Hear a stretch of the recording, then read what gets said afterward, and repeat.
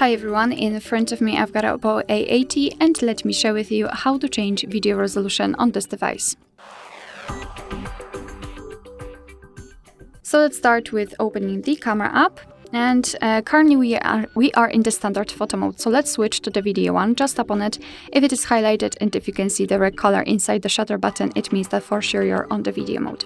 We do not have to enter the settings because the resolution is right here in this upper bar, right in the middle. So let's tap on this option, and as you can see we've got two different resolutions. So 1080p, which is currently applied, it is highlighted, or 720p, and different frames per second, so it's up to you which one you'd like to apply. So all we can do is to tap on the option which is not highlighted, and as you can see it has been immediately applied, which means that from now on your device will use the chosen resolution whilst recording a video.